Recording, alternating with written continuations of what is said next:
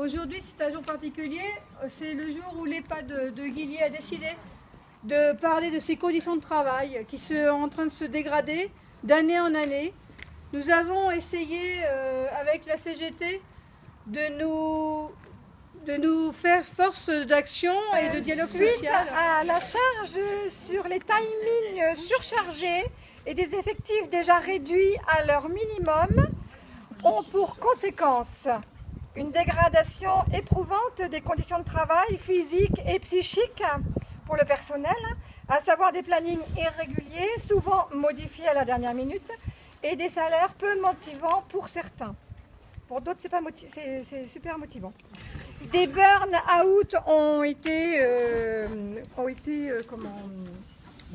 déclarés et les mal-être, on n'en parle pas parce que bon nombre de personnes viennent avec la boule au ventre, si ce n'est des pleurs discrètement. Il y a aussi une prise en charge qui est catastrophique pour les résidents, accentuant la dépendance et une altération de leur état général. Nous avons 2 résidents qui sont là, qui ont la gentillesse de nous épauler et merci à elles 2. Il faudrait que ça s'arrange, qu'on mette plus de monde et que les gens soient moins bousculés pour travailler.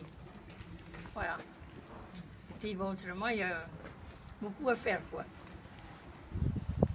C'est tout ce que je peux dire, moi. Moi, je ne suis pas la plus malheureuse parce que je me déplace. Mais je plains ceux qui sont en fauteuil roulant. Voilà. Et il y en a qui disent qu'ils n'ont pas de douche pendant 1 semaine à 2 semaines. Aujourd'hui, même à table. Voire plus.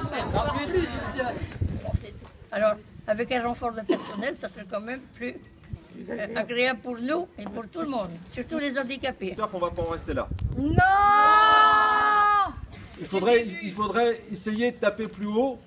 Enfin, on va voir ce qui va en découler. Mais aujourd'hui, si on est tout seul à dialoguer, il faut être au moins 2 pour avoir un dialogue. Mais là, il n'y a pas de dialogue possible. J'espère que la presse l'indiquera bien. La commission dialogue social a été dissoute. Voilà, donc voilà, il est important de savoir que voilà, 2 membres du CCAS qui étaient dans la commission de dialogue ont également démissionné. Par manque de dialogue. Parce qu'il y a dans un dialogue, voilà, il faut être 2, mais là, la direction, malheureusement, elle parle toute seule. Et la présidente du CCAS. Donc moi j'espère qu'on va, on va déjà attendre ce que ça va donner. Et puis si malheureusement ça ne donnait rien, comme je le crains moi, j'espère qu'on va taper encore plus haut et voir les personnes compétentes qui pourront nous accueillir, nous recevoir pour nous apporter. Un turnover au niveau du personnel trop important.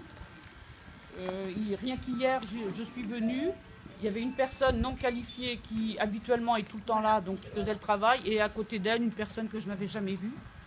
Donc pour des gens qui sont quand même déjà amoindris physiquement, psychologiquement, les repères ne sont pas là, quoi, puisqu'ils n'ont jamais affaire à la même personne. Et puis cet été, il y a quand même eu un gros problème au niveau des soins donnés aux résidents. Moi, maman, elle a eu une douche au bout de 2 mois. Voilà, elle a été 2 mois sans avoir de douche et de shampoing. Ça a été signalé à l'ARS. J'ai fait un courrier à l'ARS pour signaler l'anomalie.